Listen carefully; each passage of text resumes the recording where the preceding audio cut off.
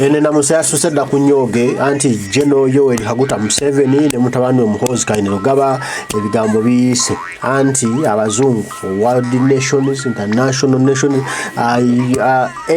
UN United Nations ICC bino byonna byongedde okumutaaka akazita ak'enjawulo NATO ebigambo byongedde okulinnya enkandago anti bannayuganda bongedde okukintu okukiwanika waggulu okwongera okutuukira zi offices zino okwongera okubawa obujulizi obukakasa omusango President Sentamu Robert Bobi Wine gwe yateeka mu ICC n'ebikolwa Museveni byagenda yongera okukola n'ebigambo mutaano byali mu kuwandiika ensangi zino byongedde okusitula enkundi kakati nno ekigambo kiyise tufune bino. We want a better Uganda. We want a new Uganda. We want a Uganda that works for all, and let the rule of law work.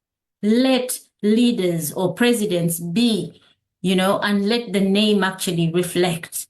Let us not just say, oh, Uganda has a president. That is not a president. That is a murderer in that chair. And all his team that work with him, the ruthless bunch, I cannot call them leaders. So let us work, let us discuss, speak up, stand up, guys. Let us speak up today because Uganda is bleeding. And you, my brothers and sisters, have got to see to it that we get change. Yes, Comrade Reggie, how are you?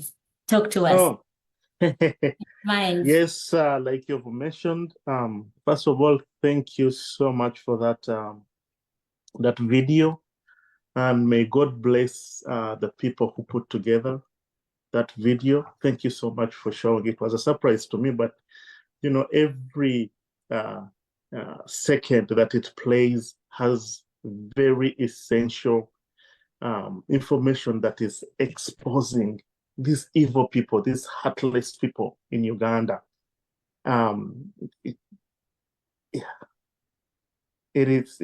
It's even hard to speak after watching that video. For anybody who has a soul in them, or has a heart in their chest, after watching this and your emotions do not overwhelm you, there's a problem. Pray for yourself. So yeah, amidst all that, I've also seen that we are making progress. People who are protesting, people who are out there on the media, pressure is on. We are exposing the dictator and we're going to continue exposing him. Is it okay if I say what something I also wanted to say? Yes, please. Yes. So in the process of exposing, so I was just looking at one of the chokeholds this heartless man is using to choke Ugandans. And one of the areas that I saw, and I have some few statistics, was the people he's using, because this man has layers. He has layers of the process he's using to oppress, to choke, and to disrupt Ugandans. But one of them in his administration is he has penetrated the parliament. So we have 557 members of parliament. Each one is earning 35 million. Each of the 557 in the area where 68% of the population cannot access clean water. Now, if you have 68% of the population not able to access clean drinking water, imagine what else they can afford. But amidst this, what is going on? The cabinet ministers, who are 21, each one earns 60 million Uganda shillings a month in a population that 68% does not access clean water. 5.1 billion is spent paying these ministers every month. State ministers are 61, cabinet ministers are 21. Put them together and pay them that amount of money and see how much he has created a chokehold of a few people who are presiding over and making sure the system continues while they suck blood out of Ugandans. Each minister has a 500 million vehicle they are driving. 500 million. In a population, 68% cannot access clean water. Poverty is prevailing, but they are living like they're in an economy of the United States. That is how evil these people are. They wake up in the morning, they're consuming all this, they're moving around, watching all this poverty, and they are okay. No wonder this Wangadia here that you showed in the clip was just saying, oh, allegations of death traps that have been put on Ugandans. Now, each MP, some of them hold two positions. They are ministers and they're MPs. And those positions call for a vehicle each. And then they're paid different salaries in an economy, in a country like that. Then they have the servants, they have drivers, each one has a driver. Then on top of that, these people are corrupt. They are looting. On top of this evil administration that have been created to siphon money to a few individuals with layers right from Museveni and his family and all these other people. These people are also robbing the country. Then, on top of that corruption, these people are the most paid. Actually, our MPs and the ministers are paid more than senators in the US, paid more than the House of Commons in UK, paid more than the German parliament. Economies that Museveni still goes to beg for money so that he continues wasting it and put Ugandans in debt. So the people that they are going to get those loans, take them to Uganda and loot those loans. Countries that are so developed, they are paying their administrators, their cabinets, less than a poor country like Uganda. Now, for you people, some of people listen to these things and they pretend. You cannot pretend on this. If you are Ugandan, you are a stakeholder, you're out there, you listen to this, and it doesn't put you in a position where you have to say enough is enough. I'm not participating in this. I'm going to get up and speak. You have a psychological problem and you're heartless. Pray to have some emotions and a sense of humanity. Because we have people who just don't care. But they wake up in the morning and pray to God and they believe there is God and they are going to be okay. God is watching over them. God is watching over you. And you cannot stand for righteousness. There is a problem. The number two is what is going on. Okay? So we had 40 MPs coming up to defend Kizza Besigye, which is okay. But these 40 MPs, we have had from election, the people who were killed their families, the people who have been abducted, people power and no people who have been like that documentary that you showed at the beginning was showing. We didn't have 40 MPs coming up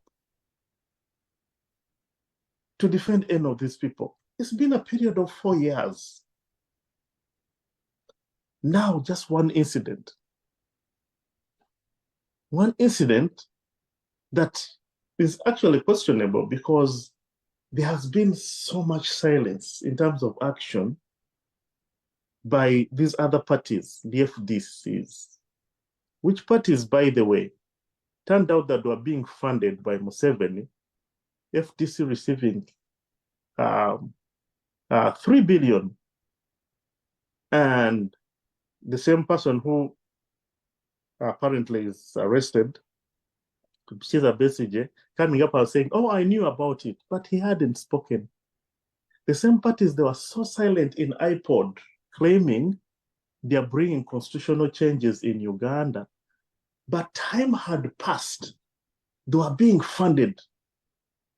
And this iPod even had religious leaders, but they were silent, enjoying the status quo. Until the elected president of Uganda, Robert Kyagulanyi Ssentamu, the one who was elected in 2021, came out and said, no, this is corruption. So these same people have been found themselves in questionable situations. During the time when we have needed their voices, during the time when we have even called for protests, even during these 4 years, they have not showed up, they have not partnered with us, they have not spoken. When was the last time even we had Besigye even come to this Zoom and talk? You know, this is a pressure group. We have talked to try and rescue the enslavement in the Middle East. When was the last time he came here or even said anything? They have their own world. So they need to be called out. They need to step up. And these 40 lawyers, let them also come up and speak for the people who are falsely imprisoned. Before the people, you know, he should look at like the Syrian leader. The Syria situation. Yes. So they need to reflect on such stories because always the end is not that beautiful. No. It is terrible. Yeah. So, guys, this is a discussion. Please do request for the mic. We are going to have a moment of silence and then we should be able to hear from you guys. Yes, share the link and we should have a brief discussion, then close just within the hour. Right. I'm trying to get this. I hope you can see my screen. Yes, let's have a moment of silence, please. Thank you.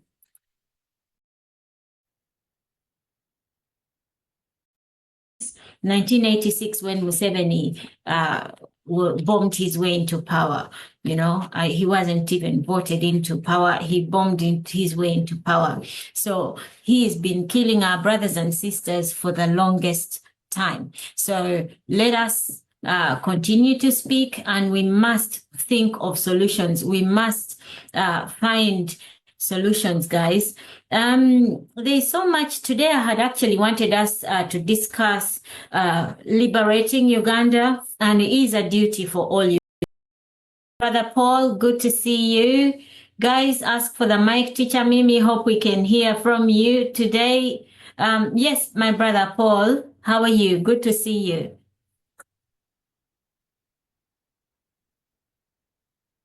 Yes. Good afternoon, everyone, or good evening and good morning, wherever you are. It's lovely to hear from you, Sister Dorcas. We thank God that has kept you in good health, despite the challenges that we face, all of us as humans or as individuals. We still come here and remind ourselves. And you've been very consistent, and I salute you for that. It's an excellent job you've done, and the team behind, and Reginald, and everyone. I salute you all. I really appreciate you, and I thank God for you. This platform, of course, is I'm sure this platform is consistent. Myself, due to the nature of my job, I'm not always available, but when I'm around and I get the opportunity, of course, I will not shy away to come and speak up, because the more we keep quiet, the more evils and atrocities continue. The more we keep on lying to ourselves that we are safe, but we are not. Reginald just spoke about the hypocrisy. Basically, just summarized the hypocrisy, which is ongoing in Uganda, and that calls for people to start speaking up very, very often. There's a video trending on the social media that the police of Uganda was forced to come up and make a statement about it. It's about a woman in the western part of Uganda being harassed, being humiliated, and it's just not just a youth, but an old woman. And once that video came up and saturating, the police were forced. They normally don't come up to make statements. They just keep quiet because they know what they are doing. And people, because the lady spoke up and she used the camera, now that part of the police corruption is being exposed. But the real corrupt person is the head itself. If the fish start rotting, the fish will start rotting from the head. So we have a system in Uganda which is being like we've been having a system which is non-functional. Like everything is built on deception and lies. Like, for example, we have religious leaders. Where are they to talk about all these issues, like people being displaced from their land, being evicted from their land? The religious leaders are what? The so-called interreligious council. But when it comes to them being invited at the State House, they come up and praise Museveni and just praise him as if he's God himself. And that's where the problem is, basically. If you have people who you think they will stand up and speak like you, Doc, are speaking here on this platform, you are taking their position because they are claiming to be representing God.